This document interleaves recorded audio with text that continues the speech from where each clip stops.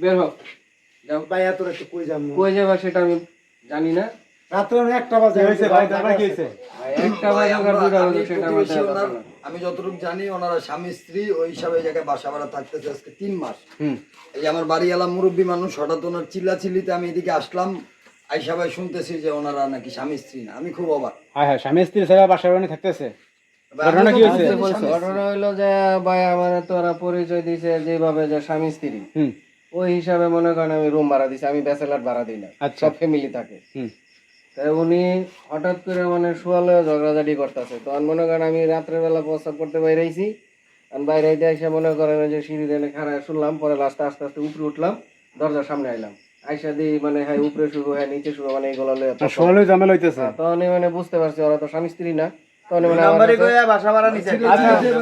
তখন আমার কাছে আর কি সন্দেহ লাগছে। আচ্ছা যাই হোক ভাই, আপনারা কিভাবে বাসা ভাড়া নিছেন বলেন তো? কাজ করেন কি আপনারা? না, গার্মেন্টসে চাকরি করি, এই গাজীপুর কোনাবাড়ি। হ্যাঁ, কোন জায়গায় বাসা পাই না, ব্যাচেলার বাসা ভাড়া দিব না, এরা ঝামেলা ফ্যামিলি ছাড়া দিব না। আচ্ছা, তাহলে ওই একদিন কইতাছে ভাই চাকরি কেমনে করুম, বাসা তো পাই না। আরে কইস না, আমিও বাসা পাই না, 1 লাখ বাসা ভাড়া দেয় না, বউ লাগবে, বউটা কই পামু? ভাই তো জামাই ছাড়া বাসা ভাড়া দিব না। তাই চিন্তা করলাম তাহলে দুজনে আমি স্বামী স্ত্রী পরিচয় দিয়ে বাসা ভাড়া লই। ও কইলে তাহলে খরচ যাইব, তোর দেখে আমার দেখ, তোর টাকা বাঁচবো আমারও বাঁচবো। যা কথা রাজি হইলে দেখে আমরা আইলাম, কইলাম সমস্যা নেই, বাসা ভাড়া। কয় মাস ধরে থাকতেছেন? এটা কি ঠিক হয়েছে আপনি বলেন? এর কি করবো ভাই, বাসা পাই না, রাস্তায় থাকবো নাকি? চাকরি করে খাওয়া লাগবে না। থাকতেছেন কতদিন ধরে? 3 মাস ভাই। 3 মাস ধরে থাকতেছেন? হ্যাঁ। এখন আজকে একটু কইলাম যে আমি তো সবসময় নিচে শুই, আজকে একটু খাটে শুই। কয় না আমার লগে শোয়া যাবে না, তোর লগে সময় তুই খালি নিচে শুই, আমি খাটে শুই। এটা বিশ্বাস করবো না। এগুলো নিয়ে একটু ঝগড়াঝাটি হচ্ছে, বাড়ি হলে ভুলভাল শুনছে।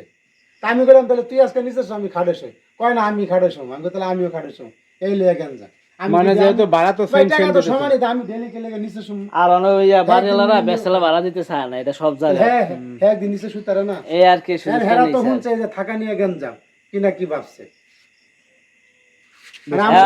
চাকরি করে আর কি বউ মানে আর কি আপনি যেভাবে বলছেন আমার কাছে রুম ভাড়া নেওয়ার সময়, যদি যে এত সুন্দর করে নাটকটা সাজাইছেন, এটা কেউ বিশ্বাস না করে না। আচ্ছা, আপনার গ্রামের বাড়ি কোথায়? ময়মনসিংহ। আর আপনার কোথায়? আপনার গ্রামের বাড়ি? হ্যাঁ, সিরাজগঞ্জ। সিরাজগঞ্জ আপনার গ্রামের বাড়ি, আর হচ্ছে ময়মনসিংহ। তাইলে এই যে এখন ঘটনা হচ্ছে, এগুলো হচ্ছে আপনার বাড়ির লোকজন জানে, তাইলে কি হবে বলেন তো? থাকবো বিয়ে শাদী হবে আপনাদের? আর বলেন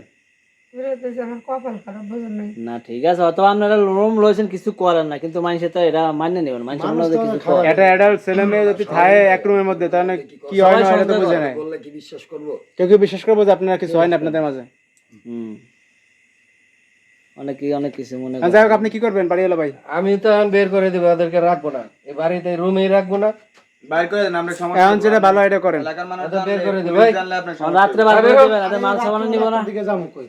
ওই সেটা আমার দেখার বিষয় না, তুমি চলে যাবে। সেটা ছিলে না ছিলে আর লোকজন কথা কম বলো।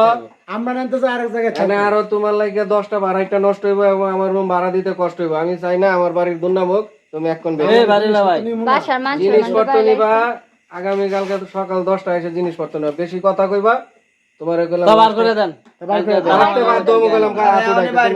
বাড়িতে সমস্যা হবে, বাইর তোমার গায়ে হাত দিতে আমি যাও বের হো।